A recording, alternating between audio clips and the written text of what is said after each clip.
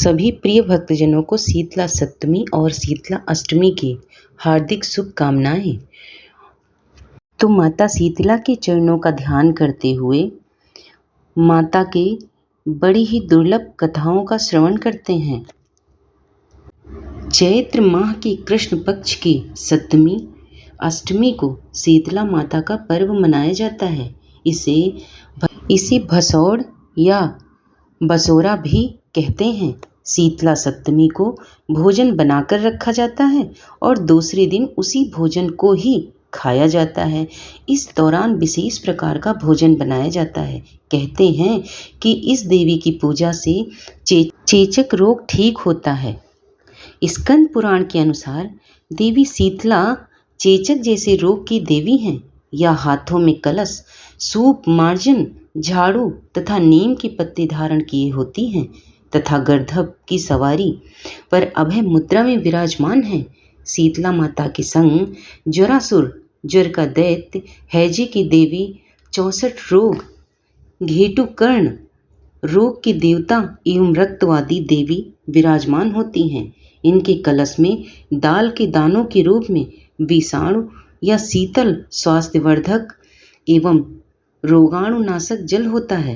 कहते हैं यह शक्ति अवतार हैं और भगवान शिव की यह जीवन संगिनी है। पौराणिक कथा के अनुसार माता शीतला की उत्पत्ति भगवान ब्रह्मा से हुई थी। देवलोक से धरती पर माता शीतला अपने साथ भगवान शिव के पसीने से बने ज्वरासुर को अपना साथी मानकर लाई थी। तब उनके हाथों में दाल के दाने भी थे। उस समय के राजा विराट ने माता शीतला को अपने राज्य में रहने के लिए स्थान नहीं दिया तो माता क्रोधित हो गईं। उस क्रोध की ज्वाला से राजा की प्रजा को लाल लाल दाने निकल आए और लोग गर्मी के मारे मरने लगे। तब राजा विराट ने माता के क्रोध को शांत करने के लिए ठंडा दूध और लस्सी और कच्ची लस्सी उन पर चढ़ाई। तभी से हर साल शीला अष्टमी पर लोग माँ का आशीर्वाद पाने के लिए ठंडा भोजन माता को चढ़ाने लगे। स्कंद पुराण में इनकी अर्चना स्रोत को शीतला अष्टक के नाम से व्यक्त किया गया है। मान्यता है कि शीतला अष्टक स्रोत की रचना स्वयं भगवान शिव जी ने लोक कल्याण हेतु की थी। इस पूजन में शुद्धता का पूर्ण ध्यान रखा जाता है। इस विशिष्ट उपासना में शीतला अष्टमी के एक दिन पूर्व देवी को भोग लगाने के लिए बासी खाने का बसोड़ा उपयोग में लाया जाता है। तो चलिए सुनते हैं शीतला माता की बड़ी ही मनोहर कथा। यह कथा बहुत ही पुरानी है। एक बार शीतला माता ने सोचा कि चलो आज देखूं कि धरती पर मेरी पूजा कौन कौन करता है, कौन मुझे मानता है। यही सोचकर शीतला माता धरती पर राजस्थान के डुगरी गांव में आई और देखा कि इस गांव में मेरा मंदिर भी नहीं और ना ही तो मेरी पूजा है। माता शीतला गांव की गलियों में घूम रही थी। तभी एक मकान के ऊपर से किसी ने चावल का उबला पानी यानी कि माड़ नीचे फेंका। तब उबलता हुआ पानी शीतला माता के ऊपर गिरा, जिससे शीतला माता के शरीर में छाले फफोड़े पड़ गए। शीतला माता के शरीर में जलन होने लगी। शीतला माता गांव में इधर उधर भाग भाग कर चिल्लाने लगी, अरे मैं जल गई, मेरा शरीर तप रहा है, जल रहा है, कोई मेरी मदद करो। लेकिन उस गांव में किसी ने शीतला माता की मदद नहीं करी। वहीं अपने घर के बाहर एक कुम्हारन महिला बैठी थी। उस कुम्हारन ने देखा कि अरे यह बूढ़ी माई तो बहुत जल गई हैं, इनके पूरे शरीर में तपन है, इसके पूरे शरीर में छाले फफोड़े पड़ गए हैं, यह तपन सहन नहीं कर पा रही हैं। तब उस कुम्हारन ने कहा, हे माँ, तो यहाँ आकर बैठ जा, मैं तेरे शरीर के ऊपर ठंडा पानी डालती हूँ। कुम्हारन ने उस बूढ़ी माई पर खूब ठंडा पानी डाला और बोली, हे माँ, मेरे घर में रात की बनी हुई रबड़ी रखी है, थोड़ा दही भी है, तो दही रबड़ी खा ले। जब बूढ़ी माई ने ठंडी ज्वार के आटे की राबड़ी और दही खाया तो उनके शरीर को ठंडक मिली। तब उस कुम्हारन ने कहा, आ माँ बैठ जा, तेरी सिर के बाल बिखरे हैं, ला मैं तेरी चोटी गूंद देती हूँ। और कुम्हारन माई की चोटी गूंदने हेतु कंघी कंघी से बालों को खींचने लगी। अचानक कुम्हारन की नज़र उस बूढ़ी माई के सिर के पीछे पड़ी तो कुम्हारन ने देखा कि एक आँख बालों के अंदर छुपी है। यह देखकर वह कुम्हारन डर के मारी घबरा कर भागने लगी। तभी उस बूढ़ी माई ने कहा, रुक जा बेटी, डर मत, मैं कोई भूत प्रेत नहीं हूँ, मैं शीतला देवी हूँ। मैं तो इस धरती पर देखने आई थी कि मुझे कौन मानता है और कौन मेरी पूजा करता है। इतना कह माता चार भुजा वाली, हीरे जवाहरात के आभूषण पहने, सिर पर स्वर्ण मुकुट धारण किए अपने असली रूप में प्रकट हो गईं। माता के दर्शन कर कुम्हारन सोचने लगी कि अब मैं गरीब इस माता को कहाँ बिठाऊं। तब माता बोली, हे बेटी, तो किस सोच में पड़ गई। तब उस कुम्हारन ने हाथ जोड़कर आंखों में आंसू बहते हुए कहा, हे माँ, मेरे घर में तो चारों तरफ दरिद्रता बिखरी हुई है, मैं आपको कहाँ बिठाऊं। मेरे घर में ना तो चौकी है, ना बैठने का आसन। तब शीतला माता प्रसन्न होकर उस कुम्हारन के घर पर खड़े हुए गधे पर बैठकर एक हाथ में झाड़ू, दूसरे हाथ में डलिया लेकर उस कुम्हारन के घर की दरिद्रता को झाड़ कर डलिया में भरकर फेंक दिया और उस कुम्हारन से कहा, हे बेटी, मैं तेरी सच्ची भक्ति से प्रसन्न हूँ, अब तुझे जो भी चाहिए मुझसे वरदान मांग ले।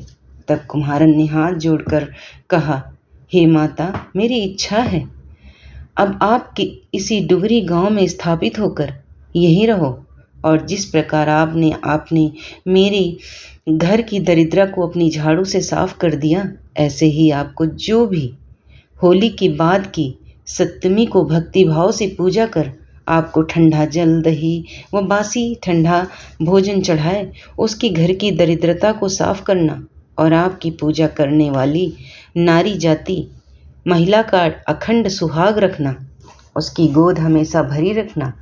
साथ ही जो पुरुष शीतला सप्तमी को नाई के यहाँ बाल न कटवाए, धोबी को कपड़े धुलने ना दे और पुरुष भी आप पर ठंडा जल चढ़ाकर, नारियल फूल चढ़ाकर परिवार सहित ठंडा बासी भोजन करे, उसके काम धंधे व्यापार में कभी दरिद्रता ना आवे। तब माता बोली, तथास्तु बेटी, जो तूने वरदान मांगे हैं सब तुझे देती हूँ। हे बेटी, तुझे आशीर्वाद देती हूँ कि मेरी पूजा का मुख्य अधिकार इस धरती पर सिर्फ कुम्हार जाति का ही होगा। तभी उसी दिन से डुगरी गांव में शीतला माता स्थापित हो गई और उस गांव का नाम हो गया सील की डुगरी। सील की डुगरी भारत का एकमात्र मुख्य मंदिर है। शीतला सप्तमी बहुत विशाल मेला भरता है। इस कथा को पढ़ने से घर की दरिद्रता का नाश होने के साथ सभी मनोकामनाएं भी पूर्ण होती हैं। अब सुनते हैं शीतला माता की एक अन्य कथा। एक गांव में ब्राह्मण दंपत्ति रहते थे। दंपत्ति के 2 बेटे और 2 बहुएं थीं। दोनों बहुओं को लंबे समय के बाद बेटे हुए थे। इतने में शीतला सप्तमी और अष्टमी का पर्व आया। घर में पर्व के अनुसार ठंडा भोजन तैयार किया। दोनों बहुओं को मन में विचार आया कि यदि हम ठंडा भोजन लेंगे तो बीमार होंगे, बेटे भी अभी छोटे हैं। इसको विचार के कारण दोनों बहुओं ने तो पशुओं के दाने तैयार करने के बर्तन में गुपचुप 2 बाटी तैयार कर ली। सास बहू शीतला की पूजा करके आई, शीतला माता की कथा सुनी। बाद में सास तो शीतला माता के भोजन करने के लिए बैठ गई। दोनों बहुएं बच्चे रोने का बहाना बनाकर घर आईं और दाने के बर्तन से गरम गरम रोटला निकाले, चूरमा किया और पेट भर खा लिया। सास ने घर आने पर बहुओं से भोजन करने के लिए कहा। बहुएं ठंडा भोजन करने का दिखावा करके घर में काम में लग गईं। सास ने कहा, बच्चे कब से सोए हुए हैं, उन्हें जगाकर भोजन करा लो। बहुएं जैसे ही अपने अपने बेटों को जगाने गई तो उन्होंने उन्हें मृत पाया। ऐसा बहुओं की करतूतों के फलस्वरूप शीतला माता के प्रकोप से हुआ था। बहुएं विवश हो गईं। सास ने घटना जानी तो बहुओं से झगड़ने लगी। सास बोली कि तुम दोनों ने अपने बेटों की बदौलत शीतला माता की अवहेलना की है, इसलिए अपने घर से निकल जाओ और बेटों को जिंदा स्वास्थ्य लेकर ही घर में पैर रखना। अपने मृत बेटों को टोकरों में सुलाकर दोनों बहुएं घर से निकल पड़ी। जाते जाते रास्ते में एक जीर्ण वृक्ष आया, मतलब कि एक पुराना वृक्ष आया। यह खेजड़ी का वृक्ष था। इसके नीचे ओरी शीतला दोनों बहनें बैठी थीं।